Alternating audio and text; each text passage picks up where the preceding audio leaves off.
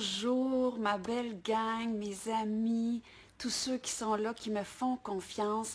Je suis ici avec vous en ce samedi matin pour vous parler d'un sujet qui m'est excessivement précieux, qui me tient beaucoup à cœur. Et c'est un sujet, je dirais, sur lequel j'ai mis beaucoup de mon énergie au niveau de ma compréhension, au niveau de ma conscience et au niveau de ce que je veux apporter à ce monde. Donc, je vais parler ce matin des moments charnières qui sont ces instants de guérison. Et je veux vous poser la question, est-ce qu'on sait quels sont ces moments? Est-ce qu'on est capable de les reconnaître pour ce qu'ils sont? Est-ce qu'on est capable de les saisir? Avant de commencer, je veux remercier tous les gens de la francophonie qui me suivaient. Il y a de plus en plus de gens qui sont là à l'écoute, qui me regardent, qui m'envoient des coucous. Et vous savez, je veux vous dire que les êtres humains qui font un travail de don comme celui-là, ces êtres-là partent toujours de qui ils sont. Ce que je veux dire, je rencontre des gens, par exemple, qui enseignent sur le pardon parce qu'ils ont eu des pardons à faire. Il y a des gens qui enseignent comment ne pas s'abandonner parce qu'ils ont vécu l'abandon ou ils se sont abandonnés et ils sont là pour offrir ce qu'ils ont appris. Il y a des gens, par exemple, qui vont aider les autres dans la sobriété parce qu'ils ont connu la consommation. Et moi, si je suis ici avec vous, c'est aussi parce que je veux contribuer à partir de cet espace-là d'où je viens et que je transcende tranquillement en l'enseignant et aussi en mettant beaucoup de lumière, en le partageant. Donc moi, j'ai été des années à me sentir assujettie, OK? Et à sentir qu'on avait pris mon plein pouvoir. Et c'est en sortant de cet espace-là, en marchant la route d'émergence, que aujourd'hui, je veux livrer au monde entier ce qui me tient tant à cœur, ce qui anime mon feu. Hein? Vous savez, j'ai un grand feu. Des fois, on le sent très, très, très puissant, ce feu-là. Et ce feu-là, il est très puissant, mais il part de mes zones les plus vulnérables, les zones de moi qui ont été enfermées, qui ont vécu l'assujettissement, qui ont vécu l'imposture et qui ont vécu, comment je dirais, la contraction. Et durant des années, j'ai enseigné ça parce que vous savez, ceux qui me suivaient depuis longtemps, je fais ce que je fais depuis le début des années 2000 et je me suis sentie pendant des années la voix qui criait dans le désert, OK? Et de me sentir entendue, de me sentir vue, de me sentir validée, de me sentir aimée. Ça me fait un grand bien, on va se le dire. Vous savez, les êtres humains, on a un seul besoin, c'est d'être vu et validé. Et quand on reçoit cet amour-là, au début, je ne savais pas trop quoi faire avec parce que je n'avais pas l'habitude. Je n'ai pas été un enfant qui a reçu ça. Et que vous soyez de plus en plus nombreux à m'offrir votre appréciation, ça me fait un grand bien. Ça me fait très chaud au cœur. Et je veux vous dire que je vais faire très attention à cet amour, très attention à cette confiance, à ce regard que vous portez sur ce que j'ai à offrir, parce que pour moi, c'est excessivement précieux. Merci de me dire « je te vois », ça me fait vraiment chaud au cœur, parce que j'ai été dans ceux qui ont lancé cette idée, cette conviction profonde que je porte, qui est face à l'amour. Pour moi, l'amour, c'est « je te vois » et les êtres humains, c'est la seule chose dont on a besoin. Et une autre chose qui me touche profondément et que je veux partager en toute intimité avec vous, c'est qu'il y a des gens qui me regardent, qui me suivent et qui ont fait partie de ceux qui ont été mes oppresseurs et mes agresseurs dans le temps. Et il y en a parmi eux que c'est leurs enfants. Et c'est des gens qui m'ont agressé, qui m'ont méprisé. Et aujourd'hui, ils me regardent en me disant que je leur fais du bien. Et je suis très émotive en pensant à cela parce que ça me fait du bien. OK? Je suis bouleversée, je suis touchée de savoir que mon parcours, mon émergence apporte un éclairage à ces gens-là que je peux aujourd'hui leur faire aussi du bien, qu'ils peuvent se pardonner parce que moi, j'ai pardonné. Ce qui veut dire pour moi de passer par-dessus le don de l'offrande blessée de l'autre, de passer par-dessus le don de leurs limites. Et c'est ce que j'appelle sortir de nos sépulcres pour se propulser dans notre lumière, pour laisser derrière nous nos habits de souffrance. Donc, je voulais avec vous ce matin partager ma gratitude et je voulais vous dire que je suis de plus en plus en paix et je voulais vous dire ça avant de commencer dans le sujet qui aujourd'hui nous réunit. Donc, on va parler de guérison, mais en fait, vous savez, je le répète souvent, il n'y a rien à guérir. On n'est pas brisé. Il y a tout à découvrir. C'est comme si c'était un réveil. OK? On cherche l'éveil, mais c'est le réveil de qui nous étions avant que l'histoire nous définisse. C'est un délestage, c'est une libération, la route qu'on marche ensemble. Donc, on va regarder comment est-ce qu'on peut reconnaître les instants de guérison. Et on les reconnaît comment? On les reconnaît par nos moments de contraction, nos moments de résistance. Et l'image que je présente souvent quand je parle de ça, c'est la petite graine qui tombe en terre. Elle était dans son petit sac depuis des années, depuis des centenaires, des millénaires. C'est pas important. Mais à un moment donné, cette petite graine-là, elle a été mise en terre et elle va vivre tout un processus d'épuration pour se transformer. Donc, qu'est-ce qu'elle va vivre? De l'isolement, de l'humidité, de la noirceur et elle va souvent penser qu'elle régresse, elle devient moins confortable que ce qu'elle était, mais elle est en processus de transformation. Et juste avant son émergence, juste avant sa transformation, qu'est-ce qu'elle rencontre? Elle rencontre la cosse, elle rencontre son écorce, son tégument. Et ça, c'est dur. Et pour percer le tégument, la petite pousse doit rencontrer ses contractions et ses résistances. Et avant tout ce qui est vivant et qui est appelé à une transformation, qu'on regarde une femme qui va accoucher, peu importe ce que c'est, il y a toujours une période de contraction et de résistance. Et devant la petite pousse qui est en dessous de la terre, qui est dans la noirceur, il y a un élément excessivement important et c'est le soleil, la lumière. Et dans ce qui est pour nous de sortir de nos espaces de noirceur et d'enfermement, qu'est-ce qui est représenté par le soleil et la lumière, sinon la conscience? Et ici, je sais que vous entendez beaucoup le mot conscience, pleine conscience. Moi, je veux le vulgariser parce que vous savez, je vous le dis tout le temps, ça ne m'intéresse pas si ce n'est pas applicable. Moi, là, toutes les théories spirituelles, ésotériques, si ce n'est pas applicable sur le plancher des vaches, si ça ne change rien à ma réalité souffrante, ça ne m'intéresse d'aucune façon. Donc, je veux vous transposer les choses selon ma compréhension pour ceux d'entre vous pour qui ça va avoir une résonance, que vous puissiez sentir que vous êtes que vous avez des outils de plus en plus concrets quand vous avez des difficultés et que c'est vraiment pas évident. Donc, la pleine conscience veut dire une attention présente et intentionnelle. Ça veut dire un focus. C'est tout ce que ça veut dire. Donc, la conscience doit demeurer en présence, comme le soleil et la lumière demeurent au-dessus de la graine qui est enfermée dans la terre, et c'est elle qui va la faire germer et va la transformer. Mais aujourd'hui, on va parler de ces moments de contraction et de résistance qui sont des moments charnières de guérison. Je vais vous donner une couple d'exemples.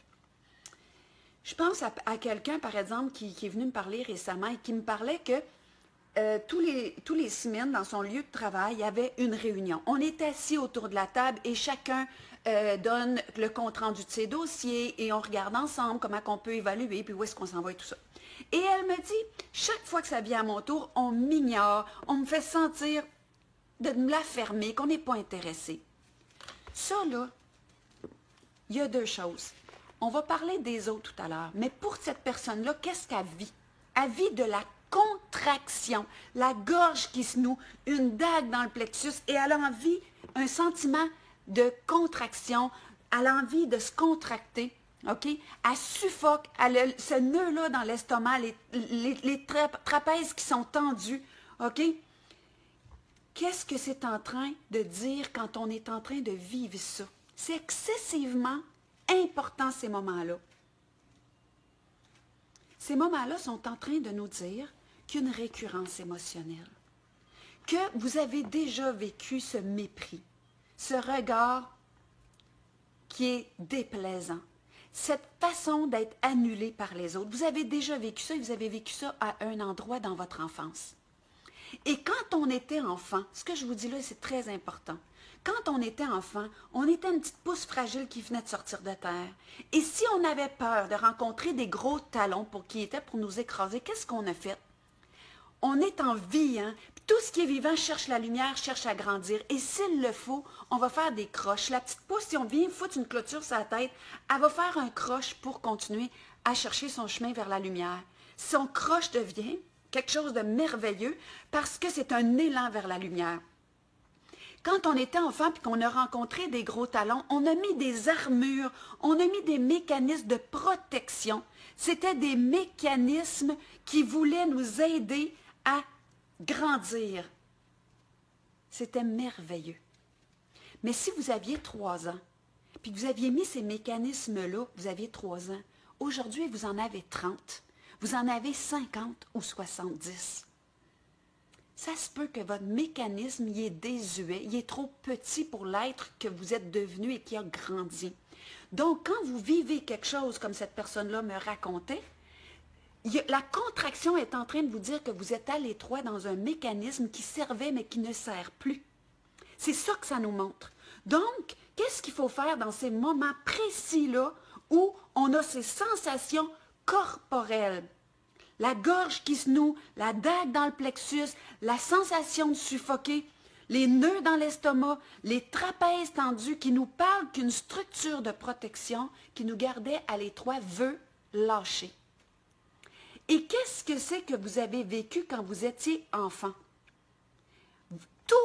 Tous les blessures, peu importe lesquelles ils sont, et si on les réduit à leur plus simple expression, ils ont manqué d'une seule chose, c'est d'être vus, d'être validés, d'exister. OK? Peu importe, on n'a pas été vu, on n'a pas été validé. Donc, la part de vous qui est très vulnérable et qui a mis une protection, elle a besoin de votre pleine conscience comme de la lumière pour sortir de son espace de noirceur. Ce qui veut dire que vous devez tirer la plug sur ce qui est en train de se passer. Moi, j'ai proposé à cette cliente-là, tu vas te lever de table, tu vas aller dans les toilettes. C'est le fun, là, ça fait une belle petite bulle. Puis il n'y a personne qui peut te sortir de là tant que tu n'es pas prête. Et tu vas rentrer en dedans de toi et tu vas ressentir l'entièreté de la contraction.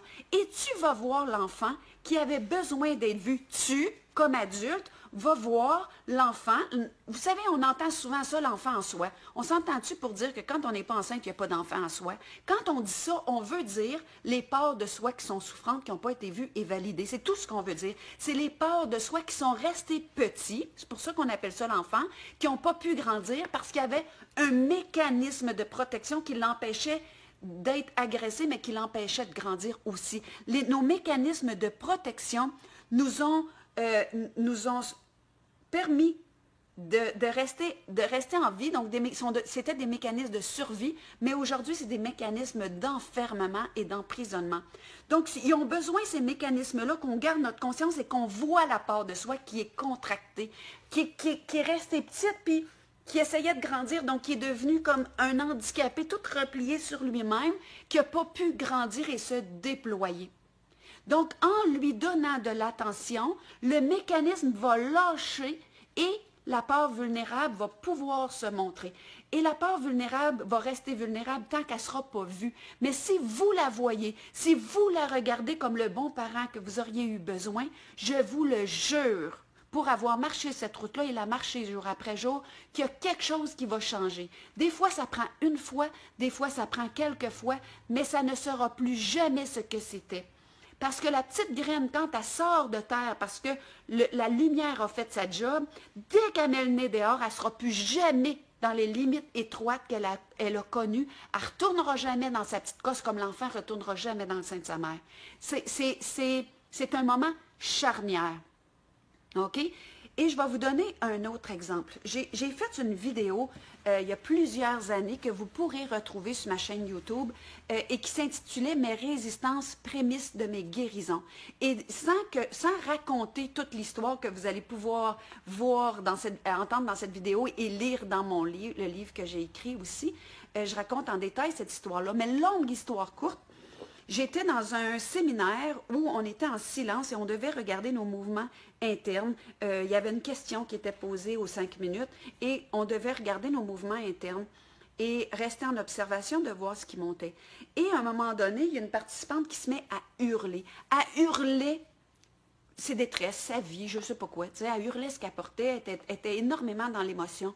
Et au début, on a trouvé ça rigolo, mais à un moment donné, moi, avec le temps qui passait, je suis devenue frustrée, mais pas juste frustrée, je suis devenue progressivement enragée. Parce que je me disais, moi, je suis payée cher pour être ici, et elle prend toute la place, et j'étais enragée. Et je ne répéterai pas les mots qui auraient sorti si j'avais pu parler. C'était ce que monsieur, madame, tout le monde pourrait dire. OK? C'était pas plus évolué, c'était pas plus haut, je vous garantis. Et à un moment donné, celle qui dirigeait m'a dit « Reste en présence de tes résistances. » Et sur le coup, j'étais en tas. Qu'est-ce que c'est mes résistances? Et ce jour-là, elle m'a fait le plus beau cadeau que je pouvais avoir. Elle m'a appris quelque chose. J'ai accepté d'aller dans mes résistances. J'ai accepté d'aller voir pourquoi j'étais si dérangée par la personne qui hurlait sa vie. Et à force de rester avec, j'ai pas regardé ce que cette personne-là faisait, j'ai regardé ma contraction. J'ai regardé comment mon corps était crispé et enragé. J'ai regardé comment mes muscles étaient tendus. J'ai regardé comment qu'à l'intérieur de moi, là, il n'y avait tellement pas de place, il y avait juste la contraction. Et à force de rester en présence sans penser, un peu comme le praticien qui met le stéthoscope dans ses oreilles et qui est complètement focus à écouter le cœur du patient, j'étais dans cet état-là à écouter ma contraction. Et à un moment donné, il y a quelque chose qui a lâché. Ma contraction, elle s'est défaite, mon corps s'est relâché et je me suis mis à pleurer, là. Je venais de toucher la vulnérabilité que ça protégeait. Et d'un coup sec, j'ai vu que je me suis vue rouler en petite boule. Dans mon lit d'enfant, j'avais 2 ans, je venais de perdre mon pays, ma langue, mes parents, mes frères et sœurs. Je venais d'être enfermée dans un lieu violent et étroit où je ne pouvais pas bouger dans mon lit, où j'étais couchée sur le côté, je devais regarder le mur.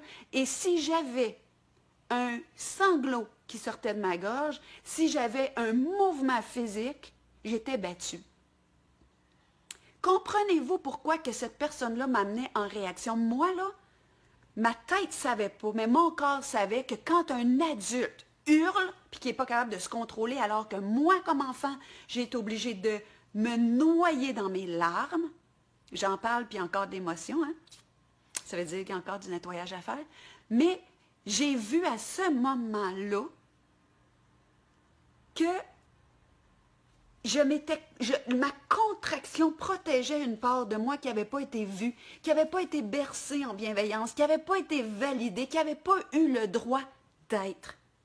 Et au moment où j'ai vu ça, puis que j'ai pleuré comme un enfant de 2 ans, et que je me suis bercée le temps que ça a pris pour m'apaiser, après la belle Sabrina qui hurlait sa vie, je la regardais avec beaucoup de compassion en me disant, si ça la libère, si ça peut lui permettre d'exprimer ce qui a été réprimé, grand bien lui fasse, et c'était profondément sincère.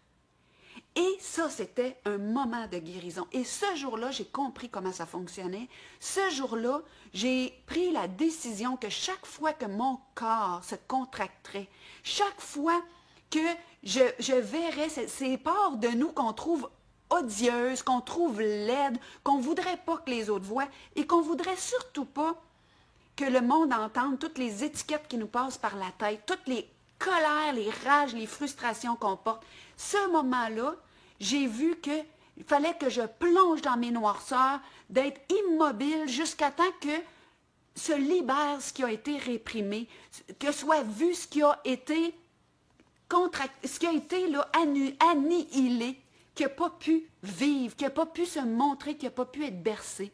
Et ce jour-là, je me suis promis d'enseigner comment ça fonctionnait et ça a été une révélation dans les grandes révélations de ma vie et je l'ai pratiqué et pratiqué, je le pratique toujours et ça fonctionne tout le temps.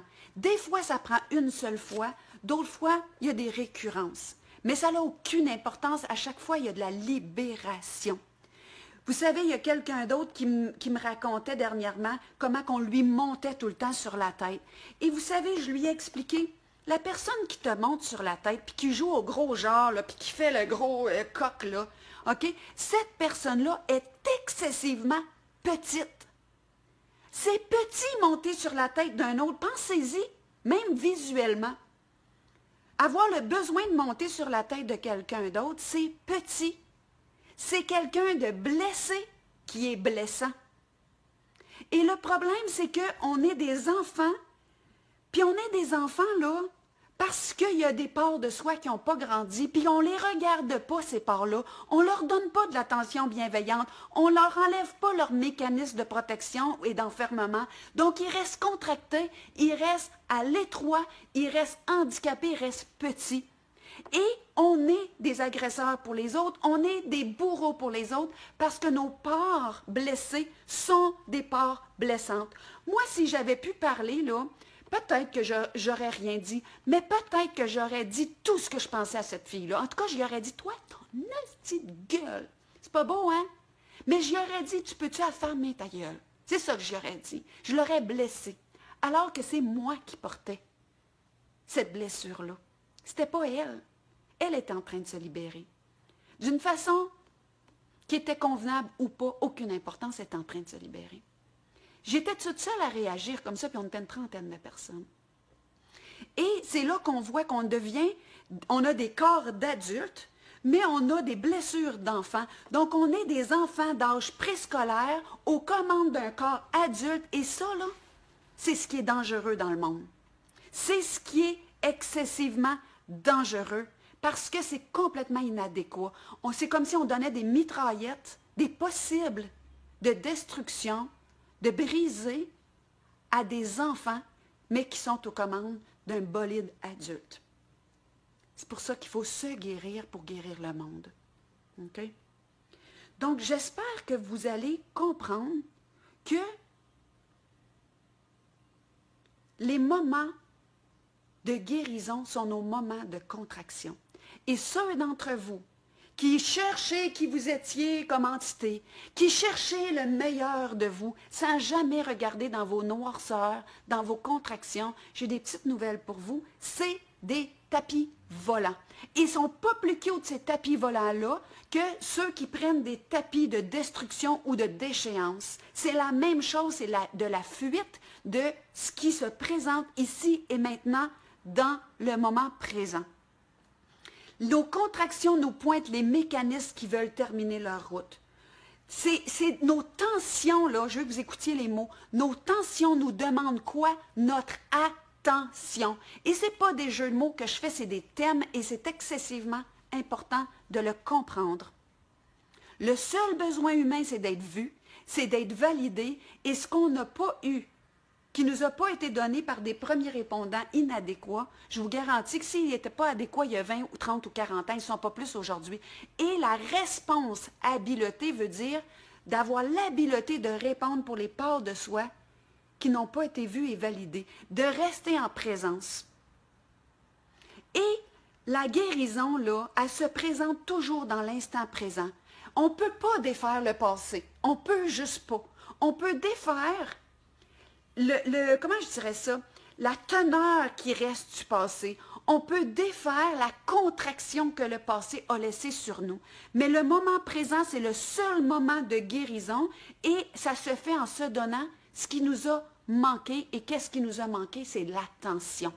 Moi, je me souviens, il y a quelqu'un de ma famille qui me disait « Ah, toi, tu veux de l'attention? » Oui, oui, je veux de l'attention et je veux toute ton attention. Ça, c'est clair. Mais pour ça, il faut que je me donne de l'attention. Donc, vos mécanismes qui vous ont protégé, vous pouvez leur dire merci. Vous pouvez leur rendre hommage.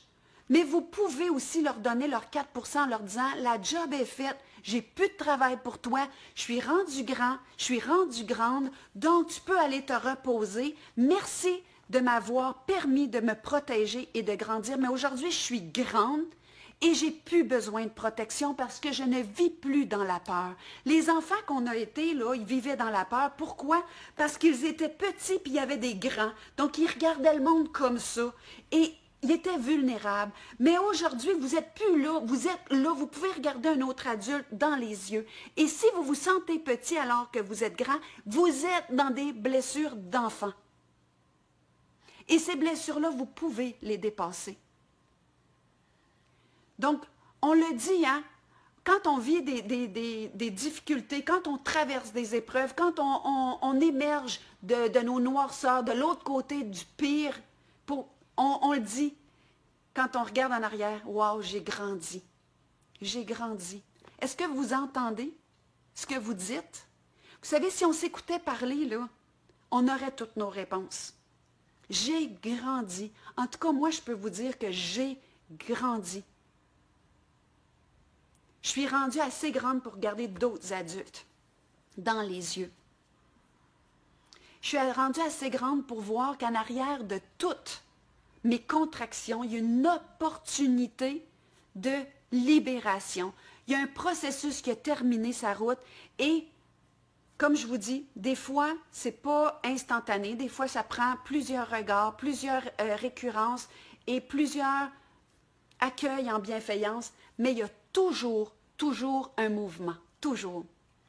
Donc, je le répète, c'est dans nos noirceurs qu'on doit plonger immobile, sans étiquette, sans jugement, sans pensée, juste en présence, dans nos sens. Vous savez, vos contractions sont corporelles, donc pendant que vous êtes sur un tapis volant, vous n'êtes pas dans votre corps.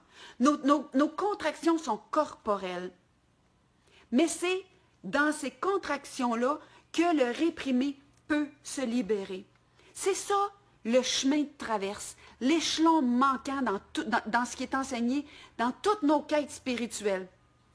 Et c'est de ça que je parle dans mes conférences et je donne beaucoup d'outils et j'explique comment mieux se sentir, mieux s'entendre, mieux se comprendre et surtout mieux se croire. Se croire.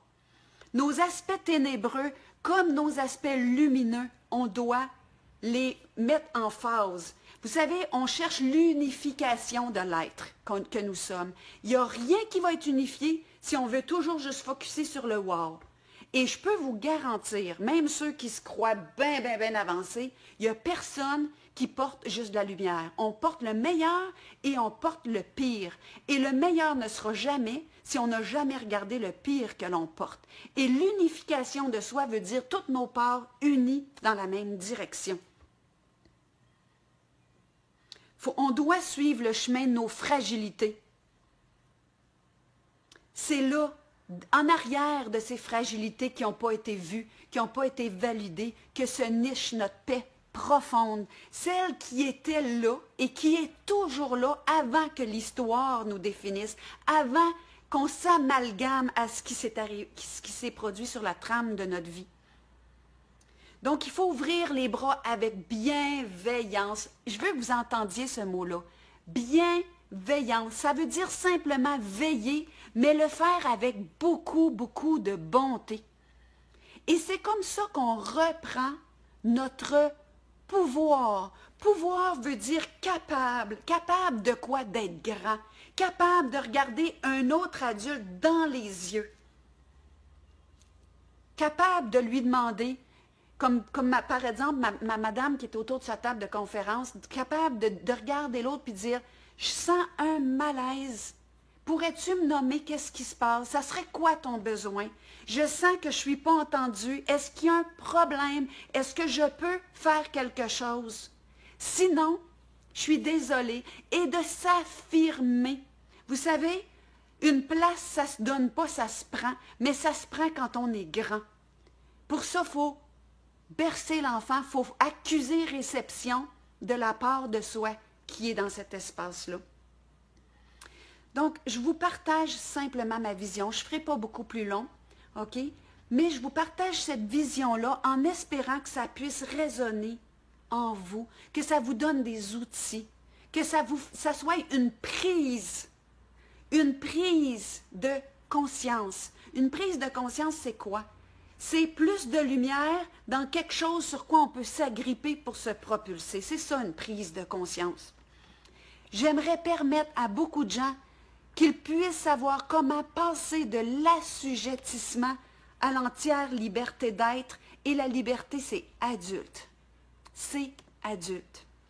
De devenir responsible. Qu'est-ce que ça veut dire être responsible? Ça veut dire d'être capable de répondre de soi pour soi. De répondre de quoi? De mes parts vulnérables, de mes parts blessées, pour l'entièreté de qui je suis, les parts petites, vulnérables et les parts qui sont grandes. Les parts qui sont grandes et non victimisables. OK? Moi, aujourd'hui, je peux vous dire que je suis grande. Je suis grande et je grandis tout le temps. Imaginez-vous comment on peut devenir immensément vertical. Vous savez, quand Jésus, là, je parle souvent de Jésus, pas parce que je suis religieuse, mais je l'aime, lui. Je l'aime vraiment beaucoup. Et il s'est propulsé comme une fusée hors de ses tombeaux, hors de ses habits de souffrance qu'il a laissés derrière, hors de ses blessures. Et il est devenu immense. Et je rêve d'être immensément verticale et lumineuse. OK? Et quand quelqu'un me présente ces mécanismes de blessé, je les regarde avec compassion et bienveillance. OK? Je ne me sens pas menacée. Quand on me présente une blessure, je la regarde pour ce qu'elle est. J'ai grandi, je ne suis plus petite. Et les grands, là, savez-vous quoi? Ils n'écrasent personne, les grands. Les grands n'écrasent personne. Les grands, là, ils se présentent dans qui ils sont, dans leur verticalité. Ils ont besoin de prendre du pouvoir sur personne, les grands. Ils ont besoin d'écraser ou de marcher sa tête de personne, les grands. OK? Les grands, ils donnent la main à ceux qui se sentent à terre. Ils les aident à se relever. C'est ça qu'ils font, les grands. Ils aident les êtres à se mettre debout, à sortir de leur espace d'enfermement. Ils savent qu'ils sont supérieurs à personne. Il n'y a pas d'échelle. Tout ce qu'ils font, les grands, c'est qu'ils offrent de la nourriture à ceux qui ont faim. C'est ça qu'ils font, les grands. Puis ceux qui n'ont pas faim, ils ne les jugent pas. C'est ça qu'ils font, les grands. Je vous laisse en vous disant un immense merci de me voir, de m'aimer un peu pour ceux d'entre vous qui ressentent de la gratitude, de m'ouvrir vos cœurs, de m'ouvrir vos bras, OK? De m'ouvrir un espace qui est guérissant pour moi. Parce que c'est profondément guérissant pour la petite fille que j'ai été laissée hors de la vie, hors de l'amour, de vous recevoir et de recevoir votre amour, de recevoir ces « je te vois », ça m'aide à continuer à sortir de mes espaces d'enfermement et ça m'aide à continuer à grandir et ça m'aide à tendre la main de plus en plus à ceux qui cherchent leur émergence. Donc, moi, je veux vous dire que je vous ouvre mes bras avec beaucoup de bienveillance. Je suis toujours profondément émue de ce qu'on me présente, les détresses ou les wow. Aujourd'hui, moi, je me sens grande et je suis capable de faire ça. Donc, je veux vous dire, pour ceux qui veulent savoir où est-ce que je vais être en conférence, quand est-ce que je vais faire mes prochaines activités, je vous propose de vous inscrire sur la page d'accueil du www.porteurdeflambeau.com à mon infolette. Il y a une place d'inscription. Je vous envoie les choses que je fais régulièrement. Et tout ce dont je parle se retrouve dans mon livre « S'accompagner soi-même ». S'accompagner, être avec soi en bienveillance, puis de le faire pour soi-même. Puis de le faire autant dans nos moments d'émotion que nos moments d'éveil, dans nos noirceurs comme dans nos espaces lumineux et merveilleux. De le faire en pleine conscience, ce qui veut dire en pleine lucidité, en pleine présence. Et je vais finir cette entrevue-là en vous disant « Ainsi soit soit-il, ce qui veut dire cela sera si c'est votre intention. Et je vais le dire aussi dans ce sens-ci qui me touche profondément, aussi humain soit-il. Puissions-nous nous donner la main dans notre humanité. Je vous remercie d'avoir été là. Je vous embrasse et si ça vous a fait du bien, s'il vous plaît, partagez pour que le plus grand nombre puisse trouver leur espace de guérison. Bye bye.